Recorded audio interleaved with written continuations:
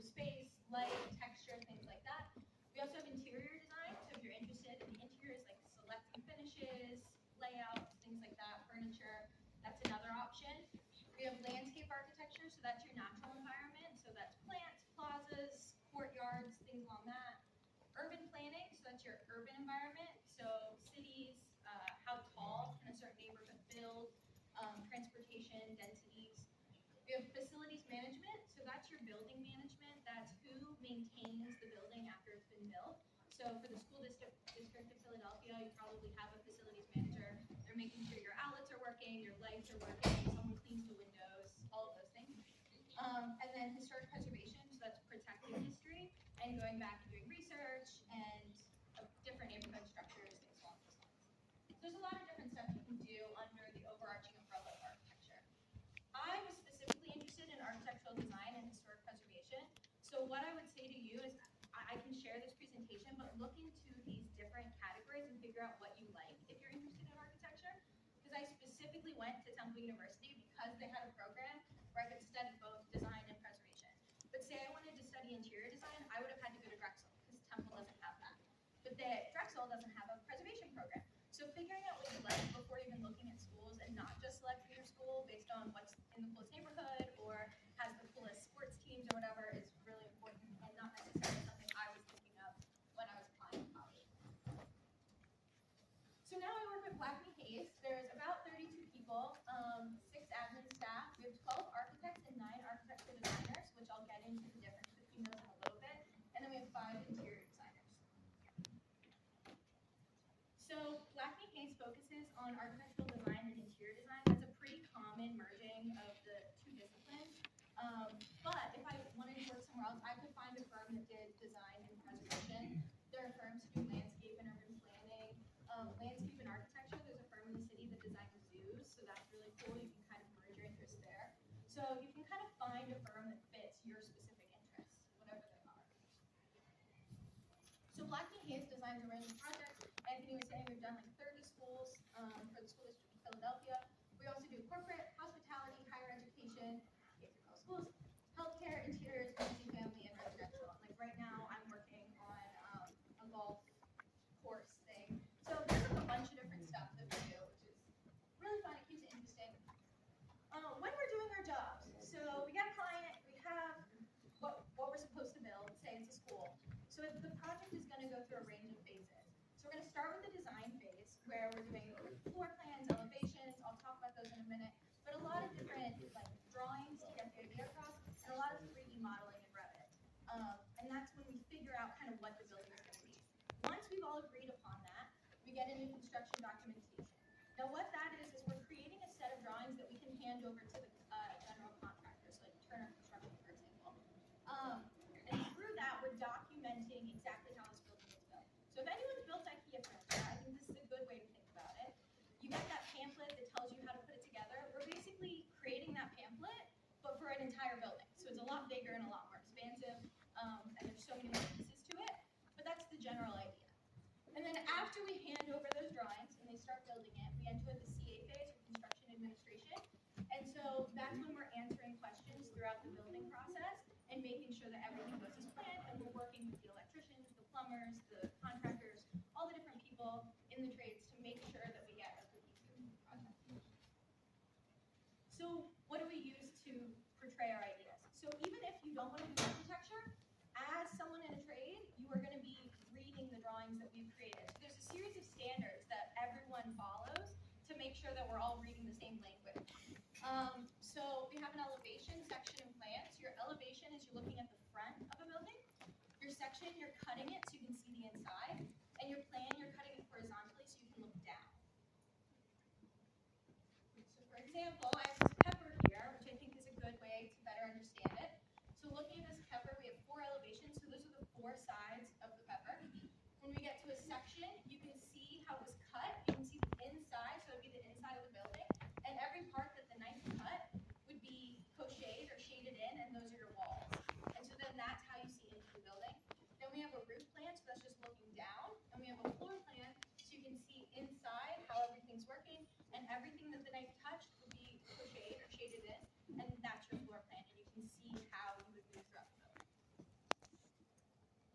For an example, we have the Masters Charter High School at Lenfest. So this is an addition we did right here. This is the interior of the addition, so it's a gymnasium. So let's look at our elevation first. So this is an elevation, looking at the front of the building. We have our different levels. You can see the levels of the building. We have our column grid. That's a section call out.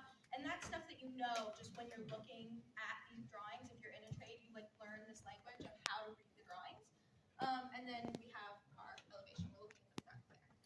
So then if you look at a section, so you can see, I don't know if you can see, it's pretty close, but there's a shaded in wall here. We're looking into the gymnasium because we've cut a section. We're cutting through the building, and that allows us to see inside. And then for a plan, so this is looking down, and we can see the gymnasium here. All the shaded in walls are the walls that have been built or are being built. And they're the new walls, and then the walls that are not shaded in are existing walls because this is an addition, and we can look at this and read what we're supposed to be doing. So what schooling is required? You love all this, you're like, yes, I want to be an architect, what do you have to do? So I'm going to define two terms for you, and I think they're super helpful in understanding what options there are when it comes to schooling. So a co-op, if a school offers a co-op, that's a fancy word for where you're working while you're in school. You're working at an architecture firm, you're getting some experience. That also works on your IDP hours, which I can talk about that a little bit more then. So there are benefits to that, but there's also negatives. So it depends on what you want. Then we have licensure. So remember when I said there's architects and there's architecture designers? I'm an architecture designer. Troy's an architect. So he's been licensed and I have not yet. And so I have graduated with a degree that I can get licensed. I just have to go back and take exams and study. And once I pass all 6 of my exams, then I'm licensed. So that's a process. And not everyone has to be licensed, but in order to call yourself an architect, instead of drawings, you do need to be licensed. Okay, so if you've zoned out for the rest of my presentation, pay attention now. This is the most important thing, and you're not going to find it anywhere because every school is trying to convince you to come to them. So no one really lays this out. I only know this because of all of my friends going to the different universities. Pay attention. So you've got a bunch of different options. I use the Philadelphia universities that offer architecture. There's 4 of them as examples, but pretty much any university in the country is going to fall within some of these categories. So I went to Temple for undergrad, and I got a Bachelor of Arts in Architecture in 4 years. I cannot get licensed with that degree, and I did not participate in a co-op. So I was not working in school, and after I graduate, I cannot go and take my exams or work towards my exams to become an architect, okay? So schools that offer that are Temple and University of Pennsylvania. And I'll explain why I did that in a little bit. Then we have a 5-year degree. So the example is Jefferson University. So you can get licensed with that degree, but you are not participating in a co-op. So you're not working while you're in school, but you have a Bachelor of Architecture, which is a degree that you can get licensed with. The next option is Drexel. So that's a 6-year degree. So you're getting the same degree as Jefferson, but it takes a year longer. And the reason it does that is you are participating in co-op. So we have a lot of people at our office who are currently at Drexel University, but they're working full-time as well. So they're working towards their licensure while they're in school. But it takes another year. And then you have a master's in architecture. So that you can get licensed with, but you don't have a co-op. And the examples of those schools are Temple, Penn, and Jefferson. So why I went to Temple and chose the 4-year where I couldn't get licensed, despite knowing I wanted to be licensed, is because then I could do 4 and 2, and that would lead to 6 total, and I'd end up with a master's instead of a bachelor's, if that makes sense to everybody. And I knew I wanted a master's because I wanted to teach in the future, and you don't necessarily need it, but it definitely helps. So I went to Temple, and then I ended up going to the University of Virginia, but that's just not in Philly, so I didn't go there. So that's kind of how that structure looks. Okay, so in honor of Black History Month, I'm going to talk about Black American architects. So you already talked about Julian Abel, so I'll skip him. You got the gist of it. Then we have John Brent. So he was the first Black professional architect in Buffalo, New York. His father was the son of an enslaved person and was the first Black architect in Washington, D.C. He was educated at the Tuskegee Institute and received his architecture degree from Drexel Institute in Philadelphia. So that's one of the reasons I put him up here. He's well known for designing Buffalo's Michigan Avenue YMCA, which became a cultural center for the city's Black community. Then we have J. Max Bond Jr.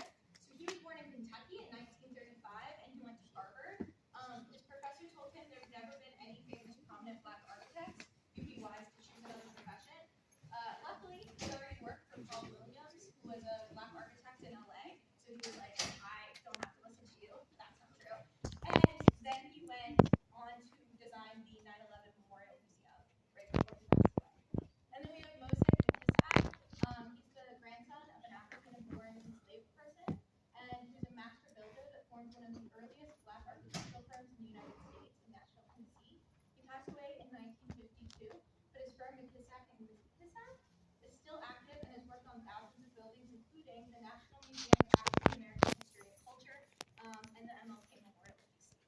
real quick, McKissick is the oldest, architectural, black-owned architectural firm in the country.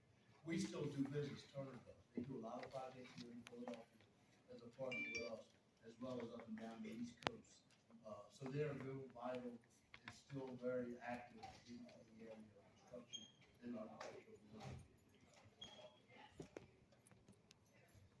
Okay, so how can you get started? What should you do if you're into this? One, take classes that are tying into your interests, like CAD classes or whatever offerings there are.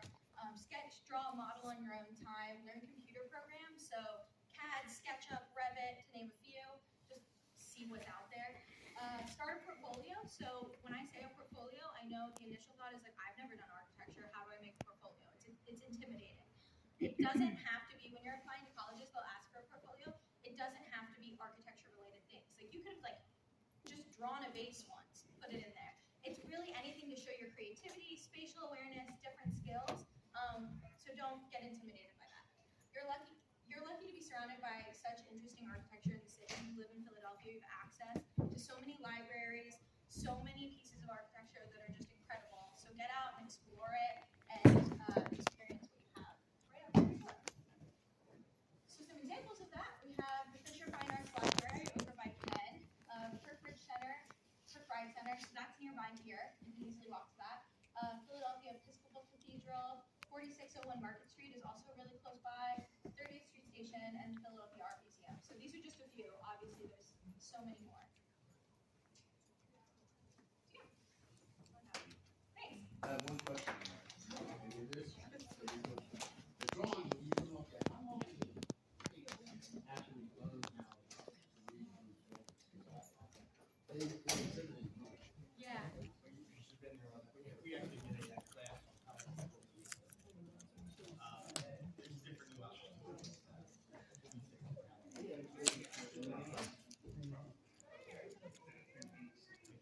No, seriously, no, I mean, if you're doing it every day, right?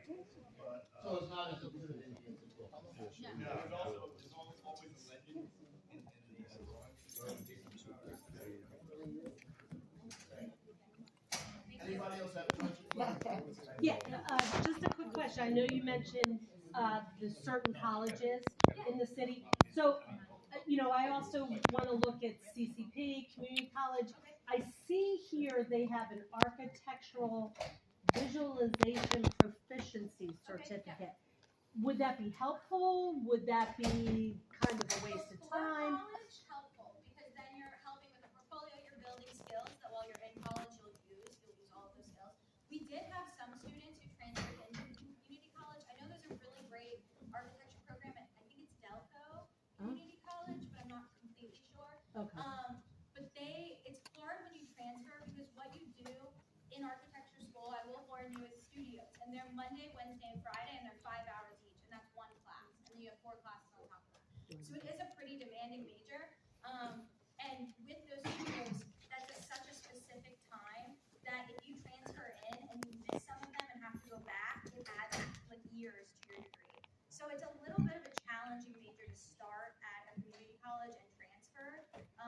But if you do that, I would go to the university you're planning on transferring to in advance and figure out how that works before just going to community college and then assuming it'll work. Gotcha. Would somebody like your company hire a student, say they went to CCP and got this proficiency certificate? Could they be marketable? I'm not completely sure on that. I think you kind of need an architecture degree. Right. But correct me if I'm wrong. no, I think, sorry, I think, yeah, I mean, it depends if someone's really interested in it. It just means that, like Alex said, you're pretty much, you can't really move forward to get your license. You can be you can be the most creative person in the world. Right. School doesn't define that, right? So, Right. but it's just in the, as far as where you're going to move up in the company or things, you want to get registered and move to that. But definitely, if someone has that passion to do it and they have that talent to do it, right, that helps everyone. So, It's just like you can't get licensed. is what Yeah, it is. right, Yeah. right. But if you don't mind not being licensed. Yeah, gotcha, Right, we do employ architecture knowledge. Yeah. gotcha. So it's not enough. Okay, So perfect. education, never say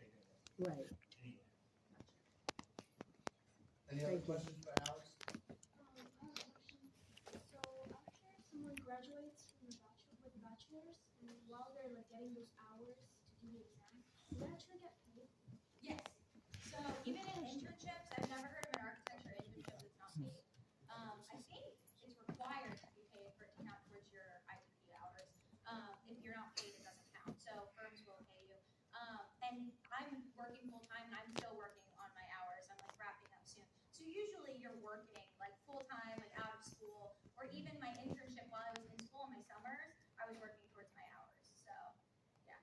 Good question.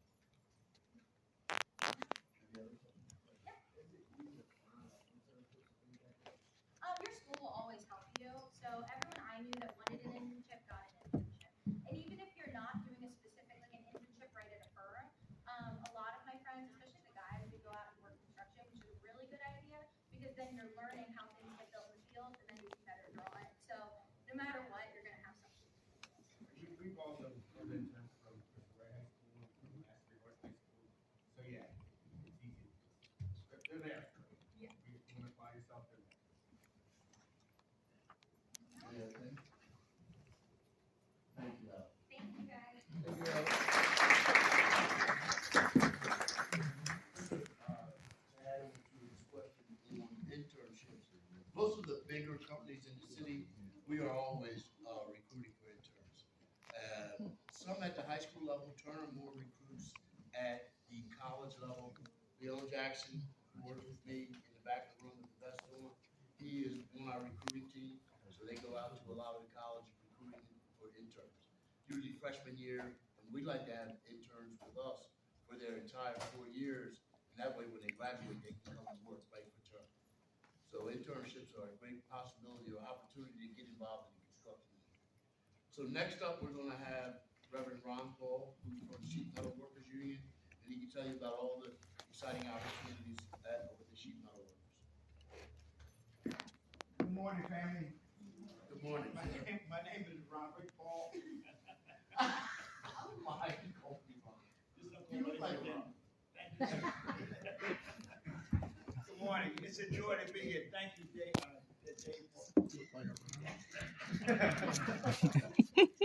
Touche, right? To the staff of this great school, thank you for the privilege.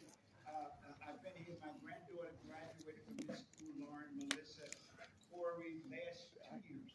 So this is home for me, I'm grateful to be here. Listen, what constitutes a sheet metal worker? I'm a sheet metal worker. Union Hall is located at 1301 South Columbus Boulevard. Let me first of all apologize, I'm going to have to leave when I get finished.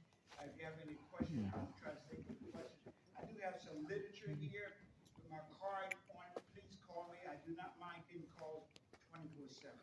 And that's my passion is getting young people, letting them know how to have a career. You will never hear me talk about a job. Sheet metal worker. Cities registers in the ceiling. Anything that moves air from one location to another. Heating and air conditioning ventilation system. We install systems in commercial and residential buildings. We put the system in this building because it's hot air building. We're offering you a 4.5-year apprenticeship. So the question comes, what must one do? Here is a flyer here. You might have enough, everybody. You have to go on our website. Everything that we do is done on our website. We are high tech. Most of the unions now are dealing with websites and going onto the computers. Go on my website. Smart is right here. Go under apprenticeship. Read the website under apprenticeship. Go under training center. On the end of the website for training center, you will find an online application. Fill that application out. You can use my name, Robert Paul, as your reference person. Once you fill that application out, you got to bring it down to me, who's a registrar at our location at 1301 South Columbus Boulevard. That's Delaware Avenue, Washington Avenue, next to the Port Authority building. Everybody know where that's at? Great. Comcast. Great. That's our training center and our union hall right there. Once you come down, it's 1 day a month. It's always the second Monday of the month. Let me keep my time. Yeah, it's always the second Monday of the month. I'm at my office from 8 a.m. to 4 p.m. Once you bring me what I need a high school or a college or a GED transcript, not your diploma. I actually need a transcript. I need 2 forms of ID. There can be a birth certificate, your school ID card. Has to be a picture with your name on, an official picture with your name on, Social Security card, and a blank $10 money order. Bring me those items on the second Monday of the month, and the next second Monday of the month is March the 13th. bring me those items, then you will be in our system. You must take a test. That test is an aspect test. Same test you take for the military. I think the school gives some mock classes of the aspect test here. Okay. Well, you can go online and take some mock classes on. You can Google aspect. It's the same test you take from the Salmon military test where you're going to be placed. You must pass that test. When you get a high on that test, you go to the second part of the test. Second part of the test is an interview. Once you pass that, the aspect test, pass that interview, and you get a letter from us, and that's the purpose of the blank $10 money order. All the correspondence you get from us is by registered mail. Once you pass that aspect test, pass that interview, you would get a registered letter to your home. You pass both those tests, and we offer you a position with our union. The state of Pennsylvania said that before you actually go to work in our trade, the state of Pennsylvania said we must give you a 3-day orientation. That 3-day orientation, you do not get paid for that 3-day orientation. The first test you have with us is a drug test. We have 0 tolerance of drug abuse. Why is that? We're working around hazardous equipment. It's not tolerated. You're 4.5 years, you work with us. If you get caught with high urine one time, you put yourself out of our program. We will never put you out, but you put yourself out of our program. Not only that, so the first class is the Red Cross. Everything that we teach you, OSHA 30, 10, everything that we teach you, we certify you. The 3-day orientation. Also, we unionize you. And the city of Philadelphia is a union town. We don't have non-union companies coming to our area. We call them scabs. They break down our condition. So it's important. We also tell you, also build your health and welfare. I have some of the best package of health and welfare in the city of Philadelphia. Why? It's union. Just like my colleagues here, some of the best. Why? It's 100% union.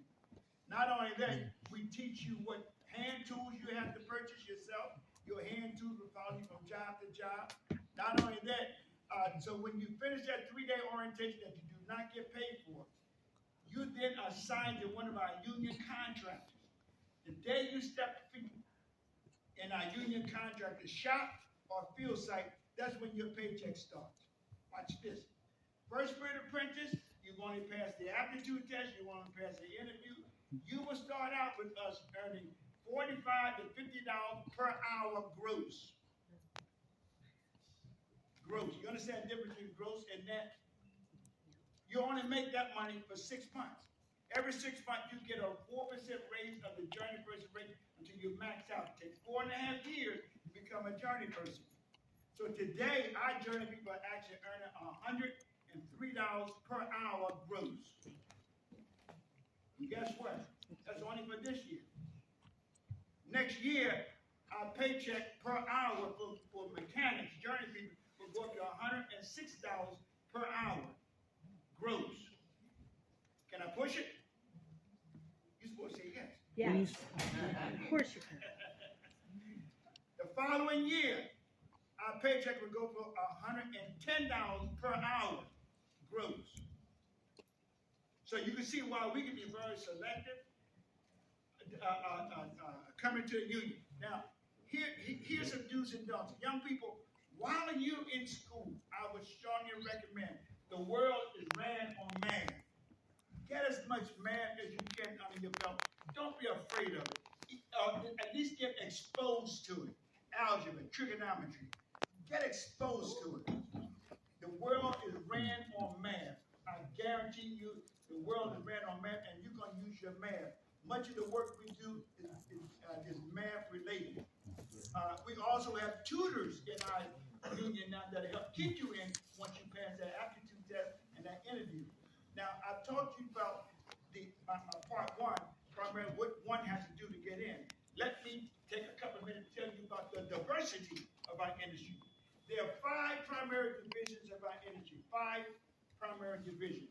I've talked about thus far the heating and air conditioning ventilation system, and many of you probably have central air in your home. Much of our work, such as this receiver here, this register is a receiver. This register is a supply system. Much of your work, much of our work is concealed by the drop ceiling, the walls, or the floor. But it's there. It is an essential part of the building. You have to have heating and air conditioning system in commercial buildings. That's the mother lode of our industry. There's 4 other divisions of our industry. The next division is called architecture or roofers. Anything that helps you deflect water, your gutters, your downspout, your aluminum siding, your coping around the side of a building, your cupolas, your standing seam roof. All those things are installed by Sheet Metal Workers Union Local 19, and we certify you in everything that we give you, teach you to do.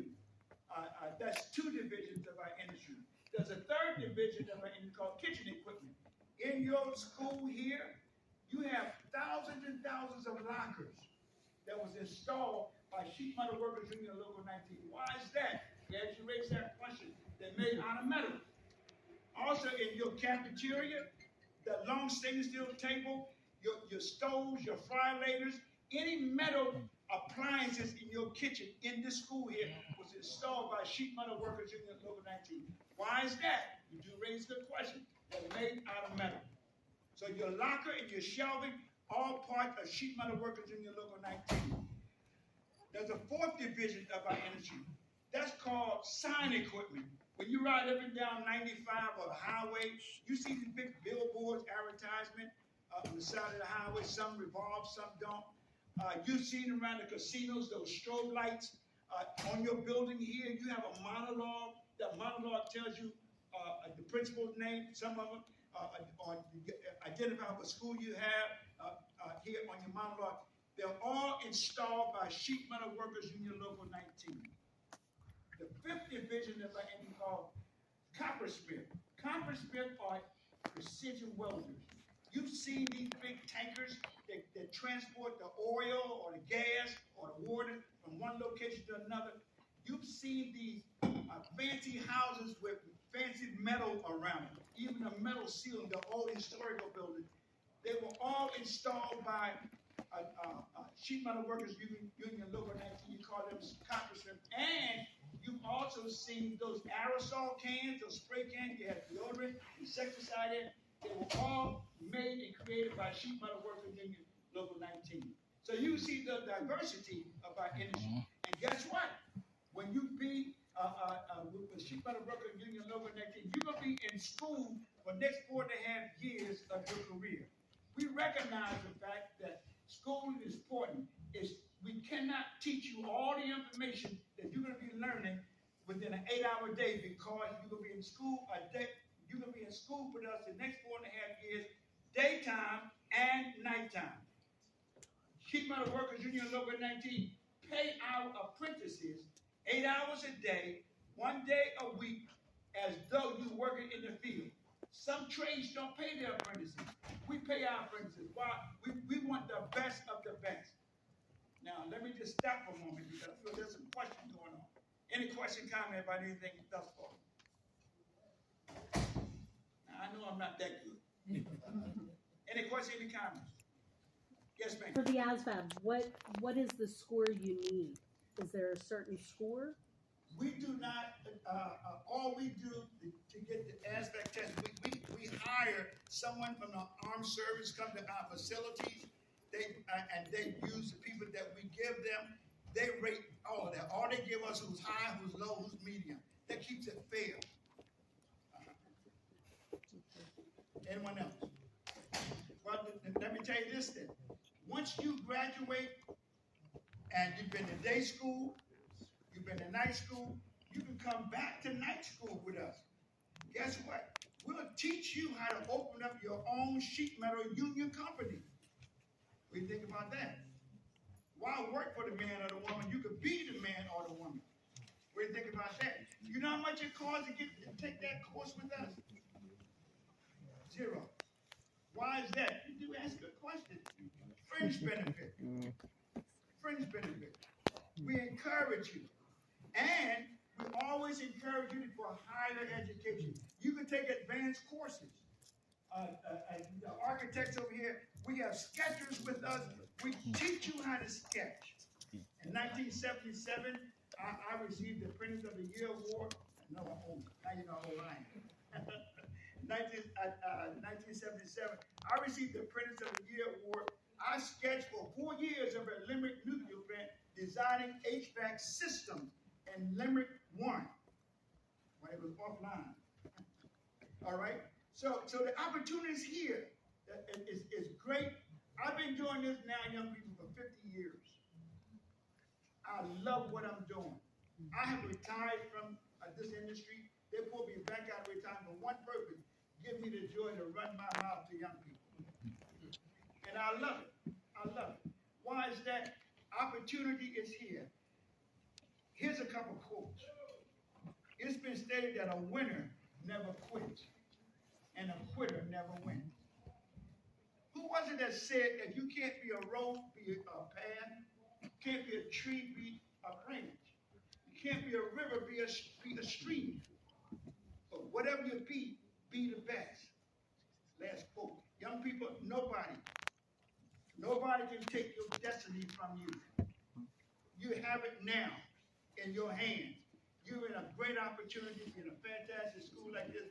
I wouldn't let, no disrespect, I wouldn't let these teachers leave till I have picked their brains on the course of the day. That's important.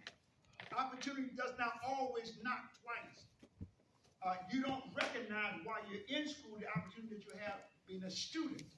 But I guarantee you, if you work hard now, you can take it easy the rest of your life. Make sense? Yes, sir. Yes, sir. So you said, so how locked in are you in the shoe wear system? You said something about putting lights up with some apparatus. Yes, sir. So is that electrical union? Like how much do you learn as a shoe worker? We put up the metal, and you're gonna hear from my colleague momentarily. She's an electrician. We put up the metal for those signs, and Karen, she's an electrician. They do all the wiring and the electrical part. But those signs, base is metal. Another question. Yes, ma'am. One last. So if a student right now, a senior, is interested in this, so they go to the website, apply, send transcripts, all that kind of stuff, or do they have to wait until after they graduate? No, ma'am. No, ma'am. You can apply now because you're seniors. You can go to your guidance counselor, your counselor, and you can get a copy of your transcript right now. It does not have to be an official copy. You can get a unofficial copy. A transcript is a transcript. All right? So you can apply now. The state of Pennsylvania said that you must be 18 years of age or older. So there's no cap how old you have to be, but the state of Pennsylvania said you must be 18 years of age or older. Why? We work around hazardous equipment. Thank you. Okay. Questions or comments? Okay. And last but not least,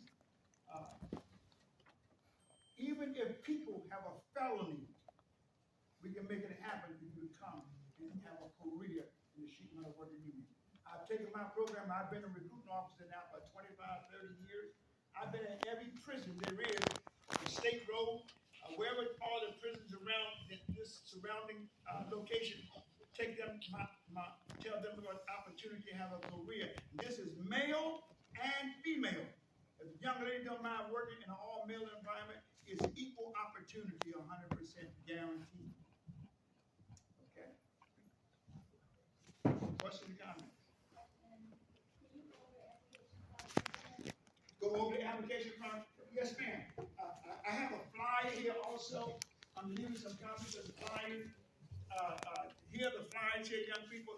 And you can make copies of this as long as you don't change none of the contents of the copy because there's a little B on the bottom of it. All right, so that's the purpose of this.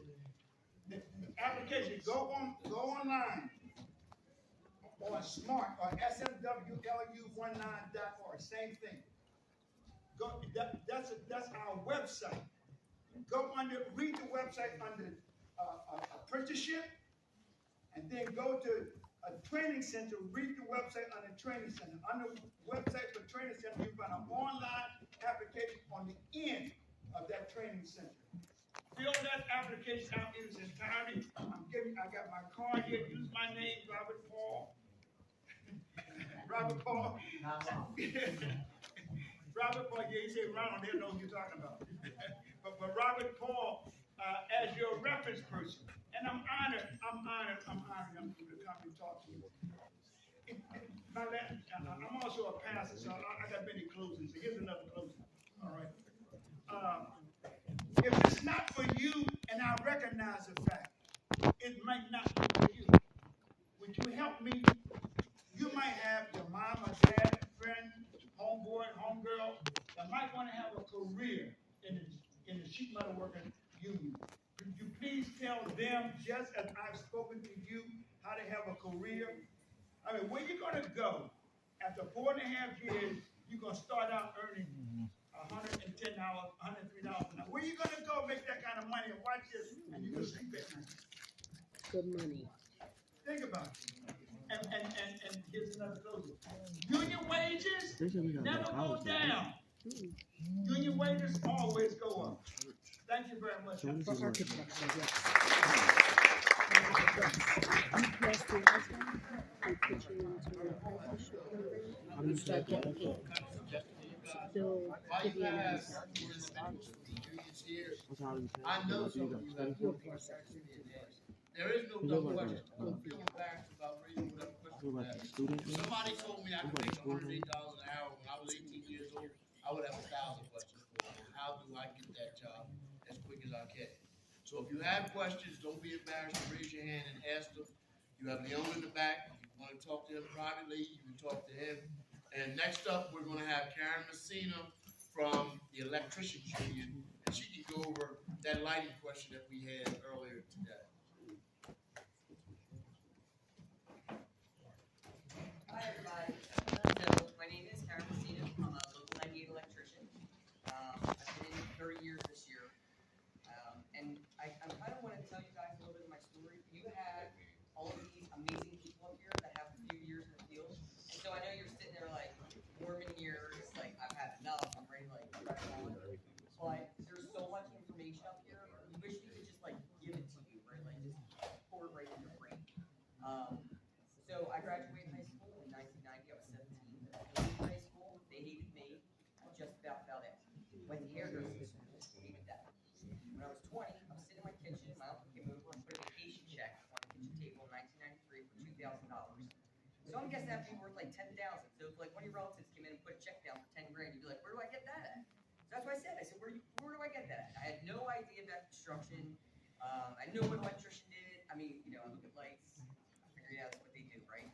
I said, where do I sign up for that? He says at 1719 Spring Garden Street. Kind of like a joke, right? So I went down, I applied, and they said, you know, it's your lucky day. We are looking for females and minorities for a project for septic.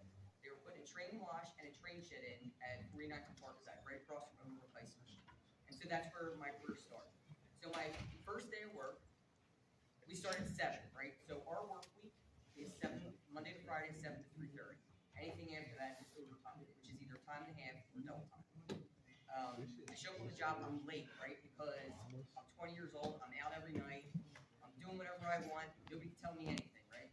So I get there the first day, foreman yells at me. It was the first time that I had an adult that wasn't in my household screaming in my face. I was kind of like, wow, am I in the right place? But after the first week, even though I knew nothing about construction, I knew that I was in the right place for me, right? So you've made change plans several times. I just spoke with a young man who went to Robeson High School, and so he went to the Army. And when he came out of the Army, he called his counselor, and his counselor said, here, call her. She can help you with 98 and give you more information. So he is going to use the Helmets to Hard Hat program to get him into the electrical unit. So our guys right now, after our apprenticeship, we go by hours. Like the sheet metal workers go every 6 months. We go every 1,000 hours. So 6 months is roughly 2,000 hours, but if you miss time, you have to wait longer. So I've seen that, you know, if you miss time, you had to wait longer for a raise. So I really started liking what I was doing. I was really So, at the end of right now, at the end of our apprenticeship, our guys are making $65 an hour in the envelope, and we're almost $120 an hour gross an hour. So, that takes care of our health and welfare, that is our pension, our annuities. Do you guys know anything about pension and annuities? Okay, so when you work for a company, at one time, everybody kind of got a pension. When you retired, the company that you worked for gave you money so that you could survive when you're old and decrepit like me. You would get that money, and that would help you live. Well, they found that that money is really kind of not enough, and some companies decided, well, more people are getting married now, and there's not as many women in the workplace, or now there's more women in the workplace, not everybody needs a pension. So there's a lot of companies who won't even get a pension. So when you don't think about this at your age, right? But when you're 65 and you're still working, you'll be like, I should have listened to all these people up here. You know, our apprenticeship programs, they're free. It's not like in Orleans Tech, you have to pay to go to those schools. We are earn as you learn. And you will see that most of the trades, when we're all close to that $100 mark, right? So whether pension, it goes to our pension, our annuity. My uncle, who I told you got me into the union, or I see his check, right now, I want you to know, he is 75 years old. He lives in Wildwood all summer, lives in Florida all winter, and he has $2 million in his annuity. He does not touch it. He lives off the interest. I do have to say that he's never had any kids and he's never